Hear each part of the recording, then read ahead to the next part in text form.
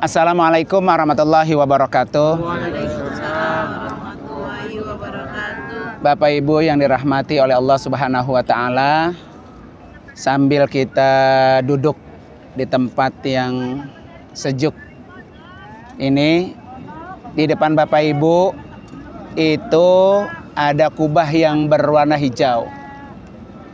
Di bawah kubah berwarna hijau itu ada 3 makam.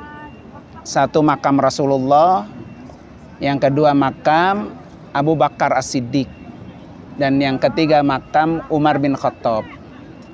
Kedua sahabat yang sangat mulia itu makamnya didampingi dengan makam Rasulullah.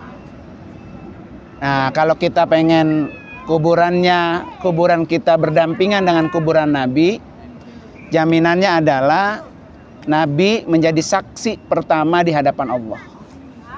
Jadi ada satu ayat begini, siapa orang yang datang ke Madinah, kemudian dia mati di Madinah, dikuburkan di samping kuburan Nabi, kata Nabi, saya orang yang menjadi saksi di hadapan Allah. Jadi saksinya di hadapan Allah adalah Rasulullah, yang menyatakan bahwa orang ini baik, dan orang ini pasti akan bersama Nabi di dalam surganya Allah. Tapi sayang di antara ini belum ada yang mau.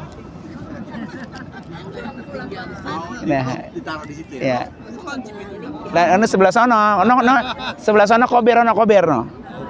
Sebelah sana no. Sebelah timur namanya Kober Baki. Ya, Kober Baki itu adalah para istri-istri Nabi dikuburkan di sana.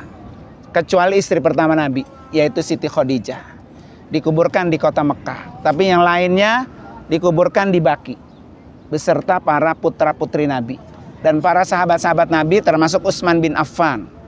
Jadi kuburan di sana.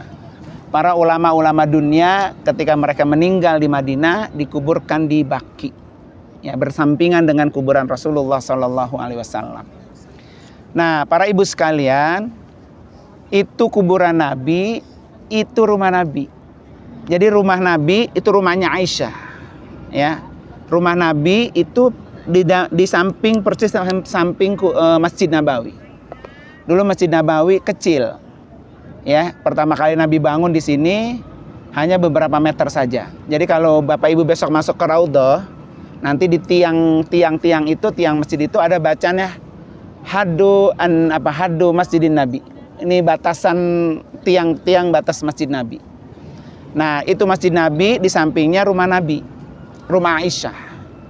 Nah, ketika Nabi meninggal dunia, meninggalnya di tempat tidurnya beliau, maka dikuburkan di bawah tempat tidurnya. Jadi itu rumah Nabi, itu kuburan Nabi. Siapa saja yang datang berziarah ke rumah Nabi sama dengan dia datang menziarahi Nabi waktu Nabi masih hidup. Jadi Bapak Ibu ini sama seperti Bapak Ibu datang ke rumah Nabi waktu Nabi masih hidup.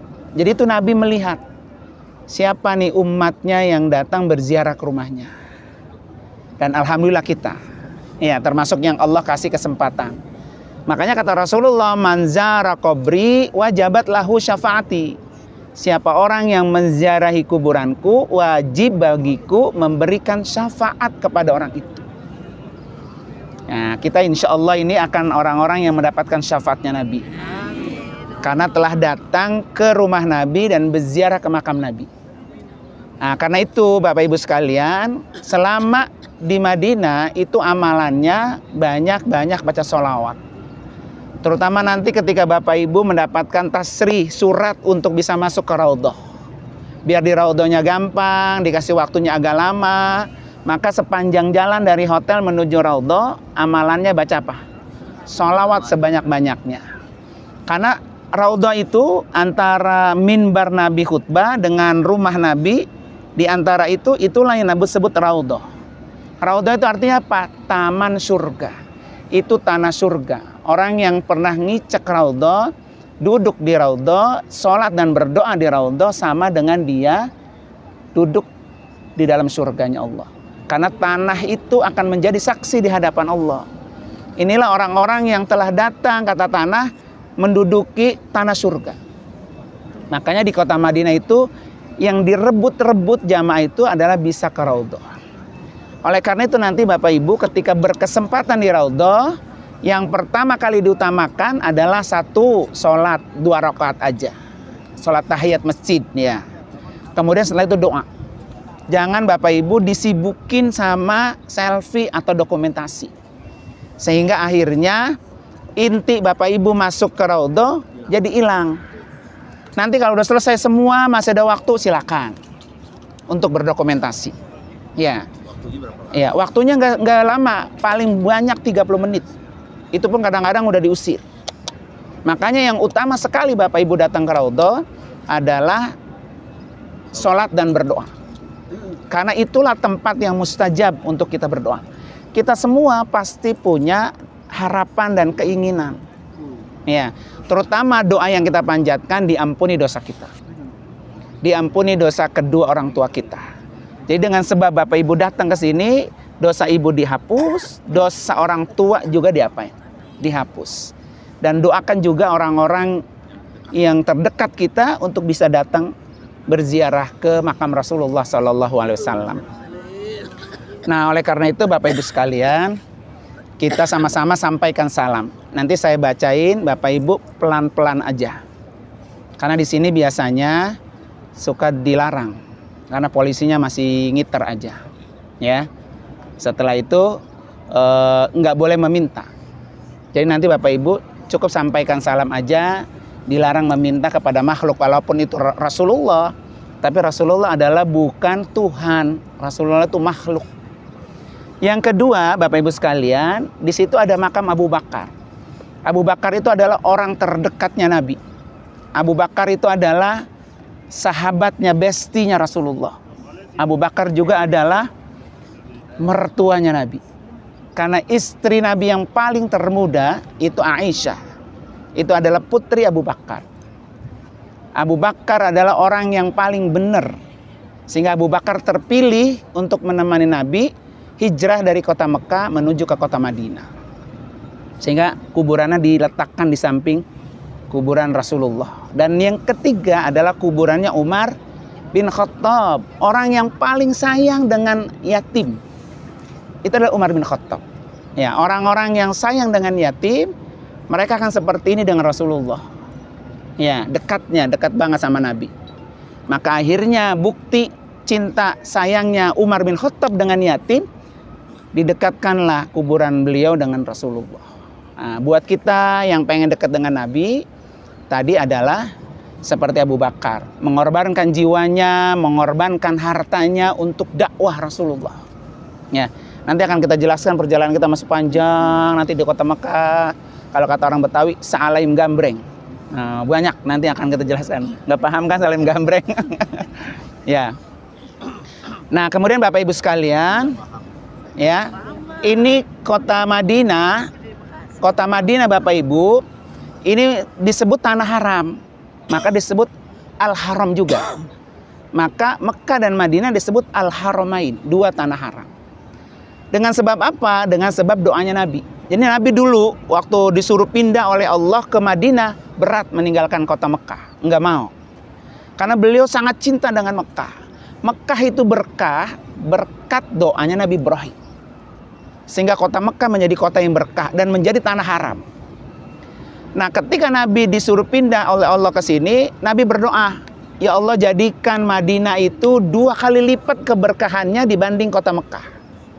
Jadi kota Madinah 2 kali lipat keberkahannya berkat doa Rasulullah. Seperti Nabi Ibrahim berdoa untuk kota Mekah mendapatkan keberkahan. Jadi beruntunglah kita, orang-orang yang diberi kesempatan oleh Allah untuk bisa datang ke tempat yang penuh dengan keberkahan. Maka mintalah ya di tempat-tempat keberkahan, keberkahan itu sendiri. Berkah umurnya, berkah usianya, berkah rezekinya, ya kan? Mudah-mudahan kita termasuk yang paling penting matinya husnul khotimah. Karena Rasulullah itu pulang haji, Nabi kan haji sekali. Dan haji Nabi itu 10 Hijriah. Disebut dengan haji wada. Bulan haji Zulhijjah Nabi haji, kemudian Zulhijjah Muharram, Safar, Rabiul Awal Nabi pulang sini. 3 bulan Nabi mati. Tutup mata. Ya. Siapa yang mengikuti Nabi? 3 bulan pulang haji mati. Ah? Itu melas tuh namanya, Pak. Saya gitu, Pak. Yang 3 bulan ngikutin Nabi pulang mati 3 bulan deh mau. Masya Allah, ya kan? Nggak mau ya. Jadi kalau pengen kayak Nabi pulang haji 3 bulan apa? Mati. Mau Pak Ismaila? Iya. Kalau mau kita mau bacaan Fatihah bareng-bareng. Nah, yang udah begitu aja masih ntar aja, apalagi kita yang mudaan ya. Kita masih kecil-kecil anaknya, Pak. Ala kulli hal yang paling penting adalah kita mohon kepada Allah biar mati husnul khotimah. Biar mati nanti di surga digabungkan bersama Rasulullah Sallallahu Alaihi Wasallam. Makanya kata Ustazah Halimah Idrus apa, Bu? Kata beliau apa? Perbaiki wudhu. Jadi wudhunya harus yang benar. Kalau wudhunya benar, kata beliau pasti sholatnya benar. Kalau sholatnya benar, pasti hidupnya benar. Kalau hidupnya benar, pasti tingkah lakunya benar. Kalau tingkah lakunya benar, pasti matinya benar. Kalau matinya benar, dia akan digabungkan bersama orang yang paling benar, yaitu Rasulullah. Nah, ada yang dimana yang paling pertama di wudhu. Maka wudhu itu kunci pertama Bapak Ibu sah atau tidaknya ibadah.